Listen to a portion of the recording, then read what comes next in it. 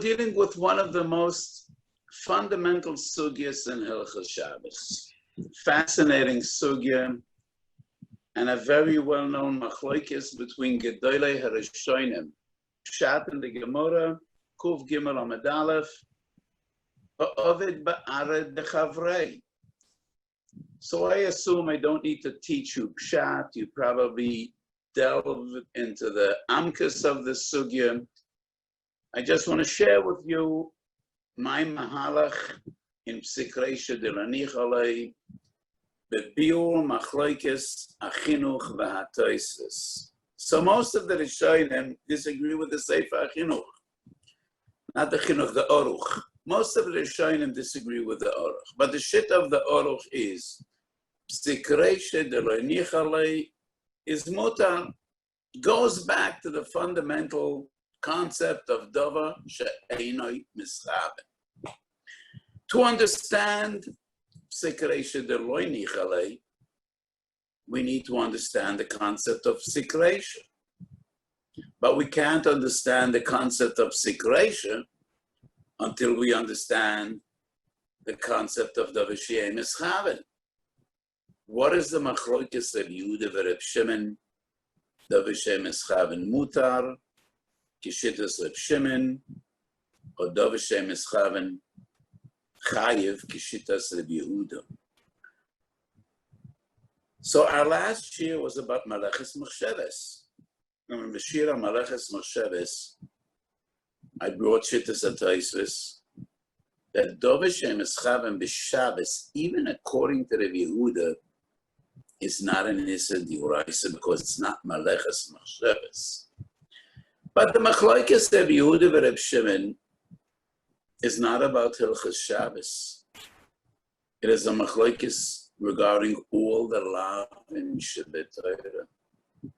Zvochim Tzadik Aleph, we find this machlokes lagabe the Issa Diuraisa kibui eish shal gabi hamizbeach, eish shal merocha. Shabbos Yud Aleph, we find the machlokes of Yehuda v'Reb Shimon regarding the Issa Sirus. So the machlokes of Yehuda v'Reb Shimon is not a machlokes in Hilchos Shabbos. They have a separate machlokes in Hilchos Shabbos, whether it's Maleches Machsheves or not.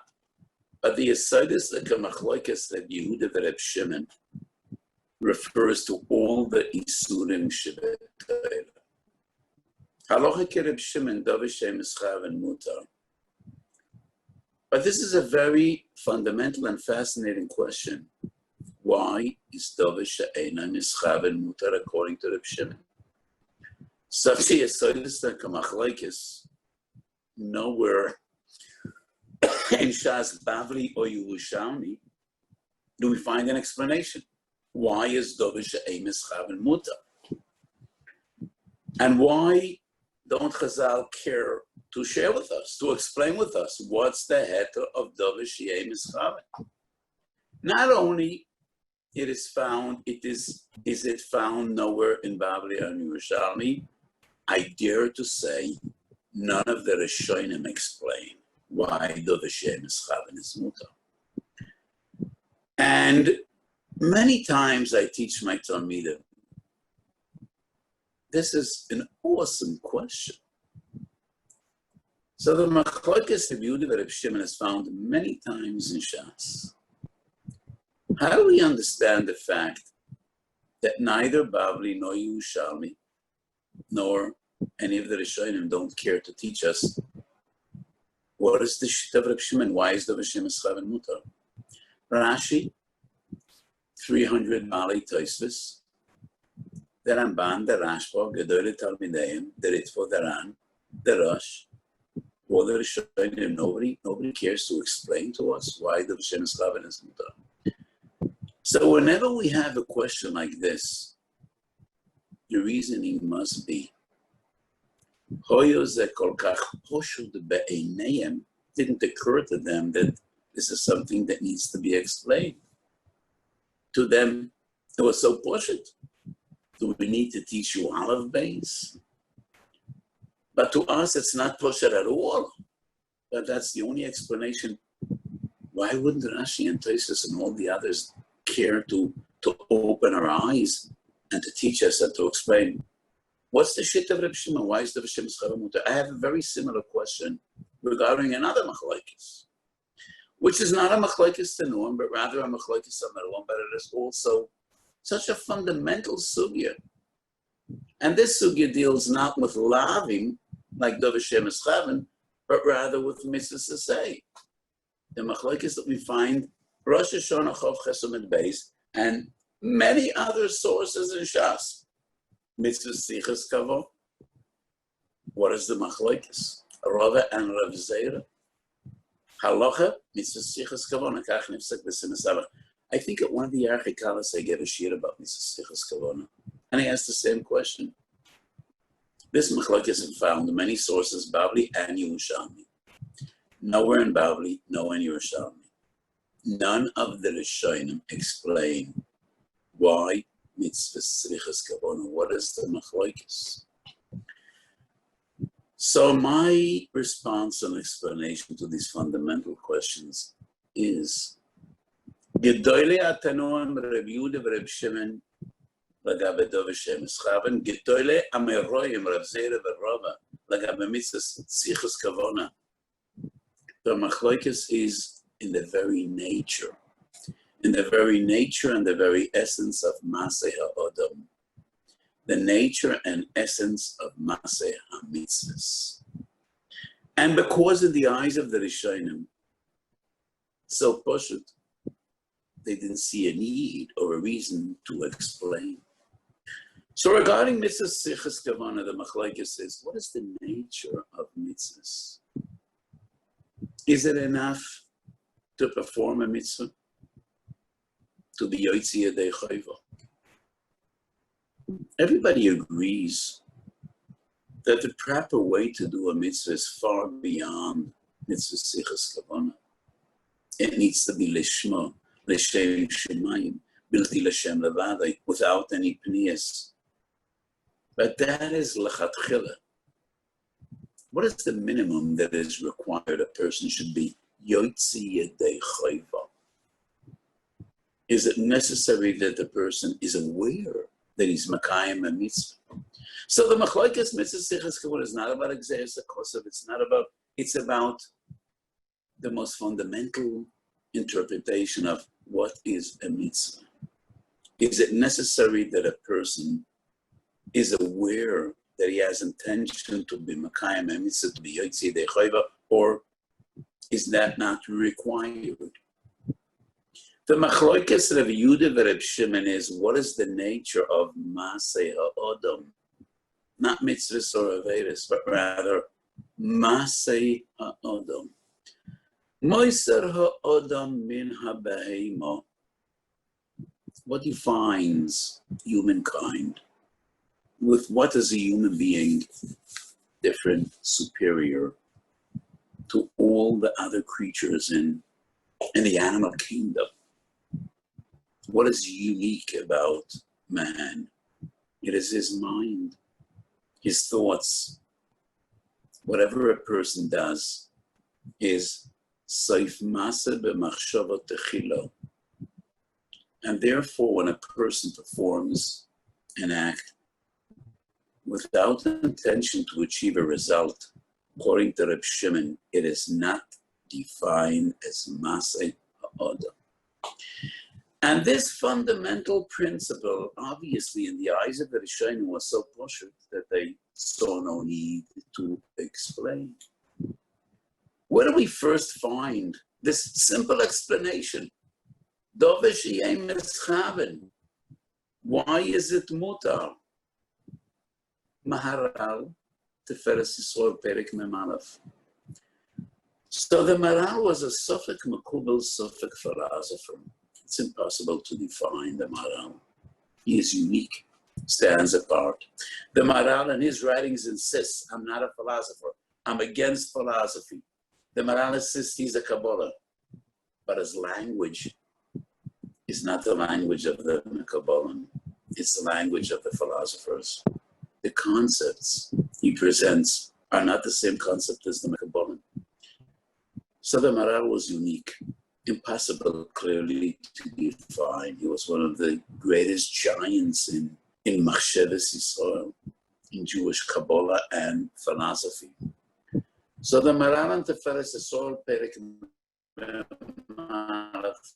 It's not a halachic discussion. But in the Torah of the Maral, everything comes together. Lamdas and halacha and philosophy and Kabbalah, everything comes together in a beautiful psifas. So the Maral and Teferes Asor Perek Memarav speaks about the nature of Masay Odom. And the Maral says, Kol poyel mikri einoi poyel ha'odom. Something that is coincidental is not the nature of human acts or deeds.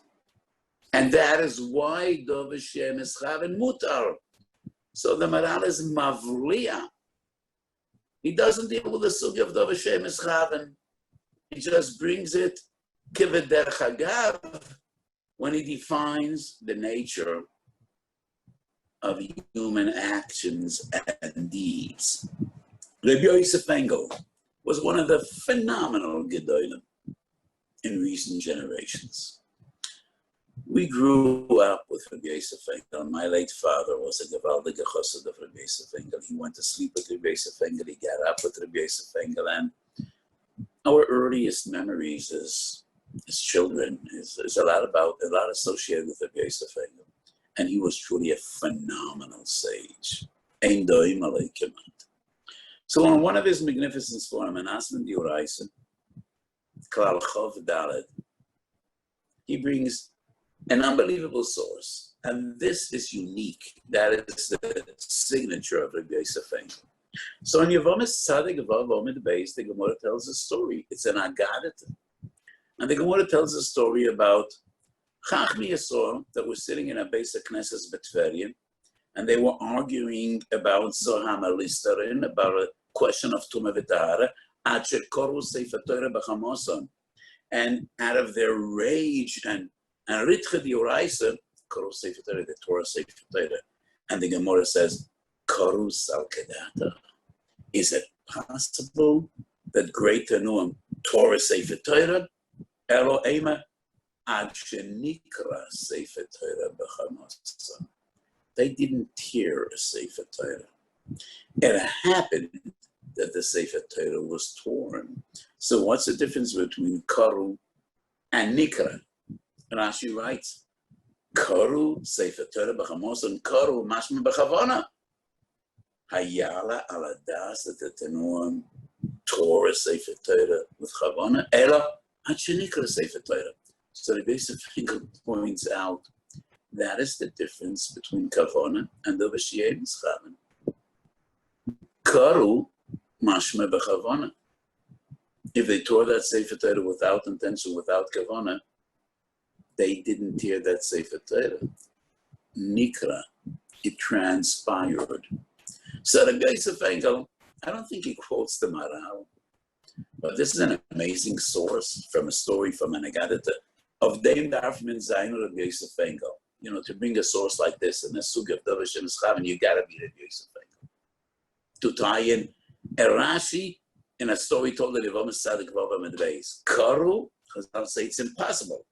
How would we even imagine that the Tanuim Torah Sefer Torah? Karu mashma b'chavona, Ela nikra Sefer Torah b'chamoson. And the great Chazon Ish. If anybody compares to the Yosef Engel, totally different style. But I'm a Gevaldige Chassid of the Chazon Ish. My Talmidim know many times. They say my base medish, my Koil, the Chazon Ish was a Rishon. He was thrown 500, 600 years out of his natural surroundings that our generation should see, how it should learn. So the Chazon Ish Orach Chaim Simenu and Ois Aleph writes, Dovar shenasa b'li chavona einoi maseh ha'odom. Whatever is done without intention cannot be defined as maseh ha'odom, because the nature of maseh odom is, as I quoted, Seif Ma'aser b'machshava techila, and that is why Reb Shimon maintains Dovar she'einoi mischaven mutar. There is no yichus between the teitzot, between the ma'aseh and the person. If he did something without intention, it is as if it happened. That's the Maral, that's the Yosef Engel, that's the Chazon Ish. And B'derech Manadrochim, that's Rashi. But Rashi is an Agadat. Do we have any source in the Rishonim? Yes, we do. Not a Masechet Shabbos. Not dealing directly with the Sugi of Dovish Yemes Chaven. But I think the concept is found in a Rosh. A Rosh Masechet Chulin, Daf Lamed Aleph. Perik Beis Masechet Chulin Simen Ches. And I'm quoting the Lashon of the Rosh. So the Rosh doesn't deal with the Sugi of Dovish Yemes Chaven, but rather with the question of Kavona B'Shchita. And that's a machlokes whether the person that just dropped a knife and the knife happened to shecht an animal, is that shchitik shera? And the Rosh writes, "Avalam noflo sakin miyodoi b'loi kavona. Have kamoi she'em hoisu monachas ala koire v'hipilosoi haruach. V'loi karinem bei v'zovachto. V'ochalto kiven shelo neschavan shum dovar." So if a person dropped a knife without kavona, it is as if that knife was on a table, on a log, on a rock, and the wind blew the knife and it shechted. So the Rosh is not dealing about Dovish Yemes Chaven, but rather about Konas Shchita. But his words are eye-opening, and they're exactly the way the concept of the Dovish Yemes Chaven is understood by the Chazon Ish, by the Yosef Engel, by the Maran and Teferes Yisrael Perek Mem Aleph. If a person had no intention of using that knife, then it is as if the wind blew that knife and it fell and it shechted. If the Torah says one needs to be zoiveach,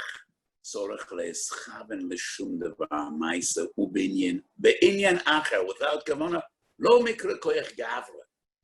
It is not defined as maseh adam. That is what we find in Rosh.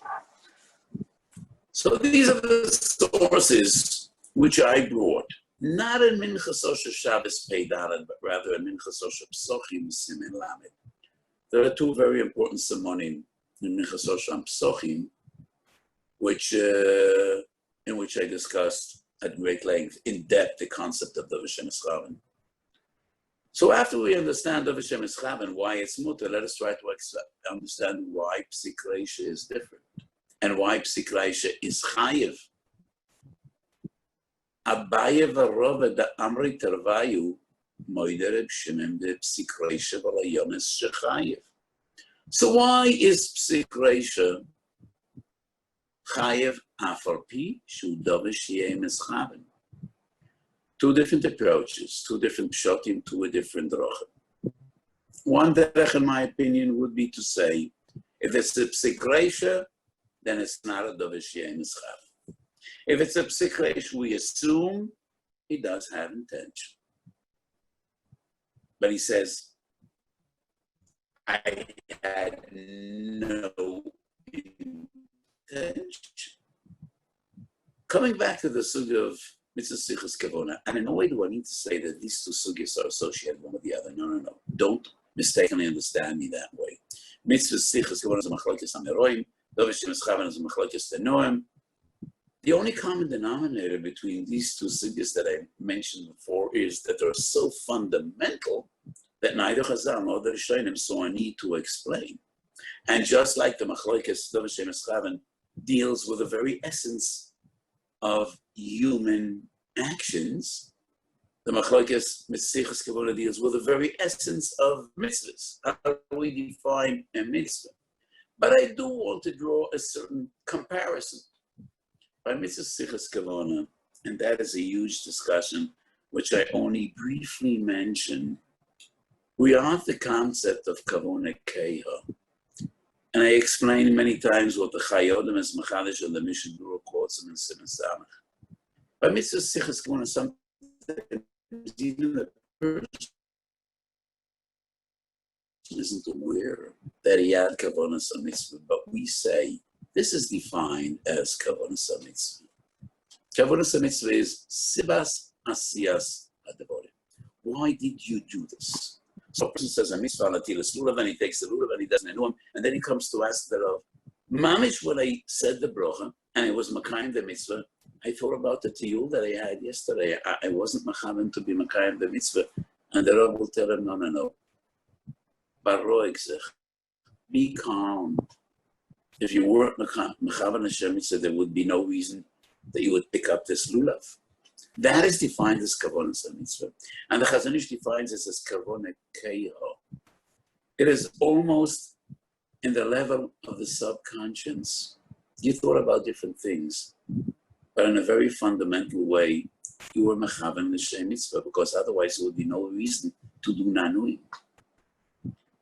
So when it's a psik reisha, we assume that, bearing in mind the person knows that this is the outcome, probably he did have kavona, even though he thinks it's a davar she'ein eschaven.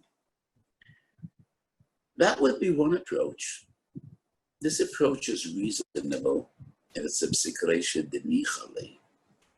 If it's a psik reisha de Nicha and he derives benefit and pleasure from the result, then we could fairly assume he might not be aware of it, but probably benivchei machshavoisov, he also had kavona to the result, because it is nichale.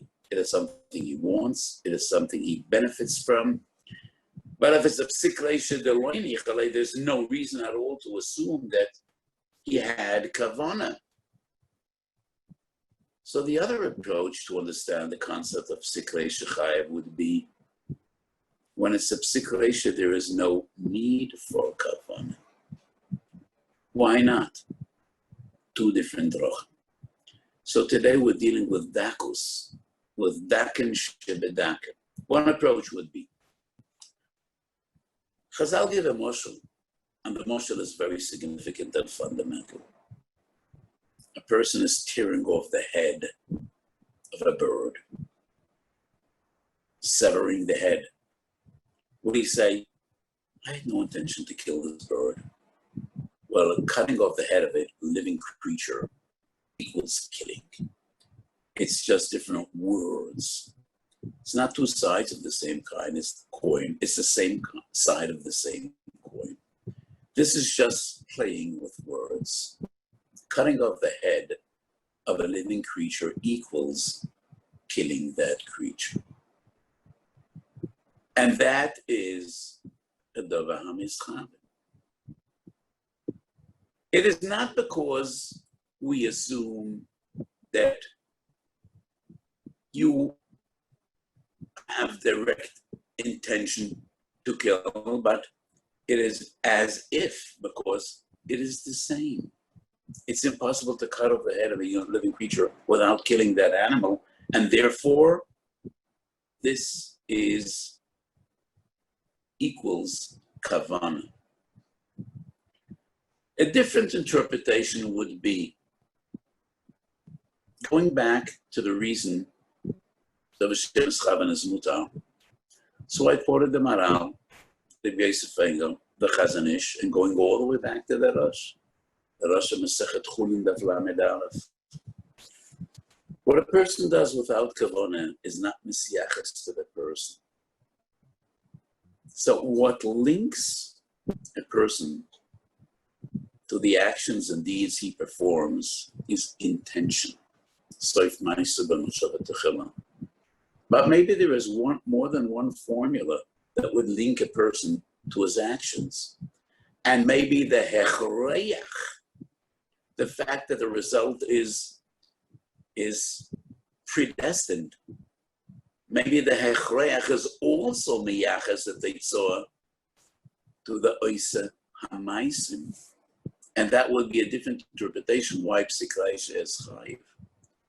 Not because we assume he has intention, Not because cutting off the head and killing an animal is one and the same, but rather, who says the only formula that links a person to his actions is kavanah?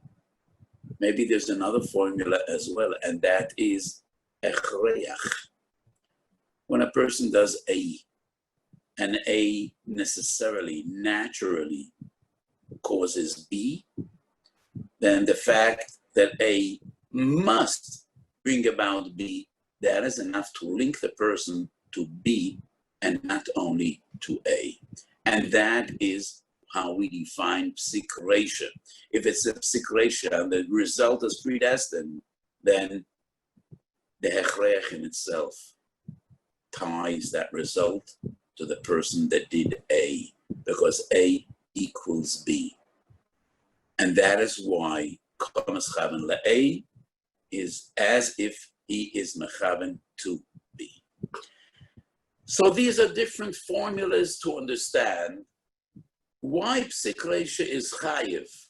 Is it because we assume Psik Reisha is it Dover HaMeschaven? Or is it because Psik Reisha equals Dover HaMeschaven? Either because two sides of the same coin are just the same, or is the hechroyach ties a person to the result of his actions, just like kavana would tie a person and link him to the result of his actions. My understanding of the shita is oruch kederech harashoino. The oruch maintains that the reason psik reisha is chayiv is because we assume he did have kavanah. He might not be aware of the fact that he has kavanah, but he did have kavanah. And that is totally unreasonable unless it is a psik reisha de ניחא. V'kama hadvorim smeichim umeirim. It is actually mefurish in the Rosh. Shabbos Daf Kuf Chav in the Suga Gram Kibui Perek Tezai in Siman Ches and Rosh. And I am quoting the Rosh when the Rosh brings the Oruch. Psik reisha Eloheicha de Nicha le'ba'odan sahadi b'kumechaven the ikala meimar anan sahadi b'kumechaven. Because the person is aware that the result is predestined, and it is a result that he wants. It is a result the Nicha. If it's a psik reisha the Nicha anan sahadi b'kumechaven. So in my Sefer in Shabbos Pei Daled, they also emphasize the Lashon of the Rambam, even though I don't think it's a hechreach in the Lashon of the Rambam. So the Rambam, Perek Aleph, Halacha Vov, when the Rambam writes the concept of psik reisha, and I quote the Lashon of the Rambam, Osa masa v'nasas b'glorim halocha shevadei teyosa b'shvelo yisay ma'isa. Nasas b'glorim halocha shevadei teyosa b'shvelo yisay ma'isa, aval b'shelo nischav l'chayev. Shadov yadua sheyefshe shaloi teyosa oisa hamalocha. So what does that Rambam mean when he adds on Shadov yadua sheyefshe shaloi teyosa oisa hamalocha? So when I wrote Mincha Sosha and Shabbos, and that goes back many, many, many years, my understanding in the Rambam was Shadov yadua sheyefshe shaloi teyosa hamalocha. To whom is it Yedua? To the person that does the malacha, and therefore we assume it is his kavanah. But I don't think so. When I go over the Lashon Rambam again, I am more familiar today with the Lashonos of the Rambam than I was many years ago when I was a younger man. I think I wrote the Sefer on Shabbos Tavshin Mem Ches or Tavshin Mem Tes. That's many years ago. I think Rambam writes that Dovi Yadua Sheyefshe Shaloi Teyosa Oisa Hamalocha. It doesn't mean that the person is aware. It means that we are aware. It is predestined. We know that it must happen. So I don't think this is necessarily Pshat in the Rambam, but I do think it's Mefurish in Rosh. לפרש האורך דרב שמעון לא מחאי ורב פסיק רישא דניחא ליה, איקרא מימר ענן סהדי דכל מחד. And all the other Shiurim that are choilek on the Aruch, and they maintain Psik Reisha is a Psik Reisha with a Nicha or a Nicha. Their interpretation of Psik Reisha is not Anan Sahada de Nicha. No. But rather, the second Mahalach I explained in Psik Reisha. When the result is predestined and there's no other way to do A without doing B, then A and B become the same. Cutting off a head equals killing. It equals Natilas Neshama. So one cannot say, I didn't want to kill, I just wanted to cut off the head. Because cutting off the head and killing is one and the same. Or the other knach I suggested, if A must bring about B, then there is no need for intention to link the result to the person. Dai behechoreach yaches tetzor le'adam she'oise es hamais. And if that is no difference between Psik Reisha and Nicha and Psik Reisha the loy Nicha, every Psik Reisha should be higher. And the only reason to be maker of Psik Reisha and Nicha, it is because it is the Malach Shein Zicha Leguf. So Rashi, Tzvachim Tzadik Aleph maintains, when the Gemara asks, Mezalfen Mayim al Gabi Hu Ishim, you're allowed to sprinkle water on the Mizbeach, and the Gemara says, well, there is a lav. You're not allowed to be Mechabe Eisha Marocha. And the Gemara says, Dov Hashem is Chamen, and the Gemara says, Psik Reisha. And the Gemara says, he's Mezalef, he sprinkles very little droplets. Rashi says, because Yochal Zalav Betipas Dakois, even though it's not little droplets, it's not defined as a Psik Reisha. So Rashi's understanding is, even though the way he performs the Malocha Lamaisa b'foil, it is a Psik Reisha. But if he could achieve, he could do the same Maisa without having it be a Psik Reisha, it is not defined as a Psik Reisha. But Rashi is a Yochad B'Rishonim with that Chiddush. Other Rishonim maintain it would always depend. If it's a Psik Reisha, it's a Psik Reisha. And this is another pluk that I will explain based on the different interpretations. If we say A and B are the same, it is only if A and B are always the same. Whenever you cut off the head of a living creature, you're bringing about the immediate death, demise of that creature. And that is why Psik Reisha is chayiv. But sprinkling water on Galei HaMizbech is not always bringing forth kibui. And therefore, we cannot say that Ziluf Mayim and kibui are the same. They're not intrinsically the same, because there's the possibility to be Mezalav Mayim al Gabe Mizbech without causing kibui. That is Rashi's understanding. So in my Svar, and both in Psochim, Simachov, Tessin, Simalamed, and Shabbos, and Pei Daled, I try to explain different shittas and different pluktas and different shilas in the sugya of Psik Reisha based on the various different interpretations of Pshotim that I suggested be a Soida Dinsh of Psik Reisha. For instance, very well-known machlokes between the Turazov and the Kibega. Turazov and Orachaim and Chashavas and the Kibega and Orchas Basa B'cholov. Kachi Darka Shel Torah. Aniyim b'mokamechod v'ashirim b'mokamacha. What is the din of a suffix Psik Reisha? But unlike Dovesh Yemischaven, in which the suffix is a suffix la'osid, we're dealing with the suffix l'sha'avar. Person is closing a drawer, and there might be flies in that drawer. He's closing a door. There might be an animal in the room. He's not aware. Does that suffix render the Maisa Dov Hashem Eschaven? Or is that a Psik Reisha? You don't know whether there's a deer in the house. But if there's a deer in the house, then it's a Spike in the Uraisa. The Turazov and Shinta Zayim maintains, as long as there's a suffix, it's not a Psik Reisha, so Dov Hashem Eschaven and it's mutar. Rabbi Kiva Eges and Pei Zayin and Bosa Bacholov disagrees. And Rabbi Kiva Eges says, well, if you don't know whether it's a Psik Reisha or not, it's a Spike in the Uraisa. But it is a Psik Reisha. The difference between Psik Reisha and Dov Hashem Eschaven, according to Rabbi Kiva Eges, is Gorer Odam Kisei Mite V'Savsa. You're dragging a bench in the sand. You're grabbing a bench on earth. You don't know. You might be making an impression. You might not be making an impression. Depends how hard the earth is. That is a Dov Hashem Eschaven because the result is unknown.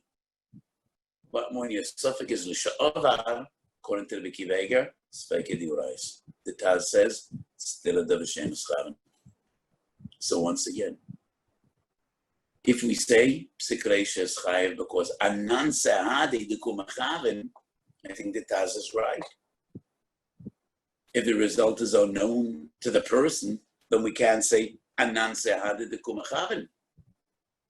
But if our understanding of Psik Reisha is A equals B, and A and B are the same, then I think Rabbi Kiva Eger would be more reasonable. So when you learn the sugyas of Dov Hashem Eschaven and Psik Reisha, I think the asaidas I discussed today are essential. They're very, very important. Number one, what's the head of Dov Hashem Eschaven? So I am amazed that I haven't seen this Yesoid explicitly in any of the great Achronim.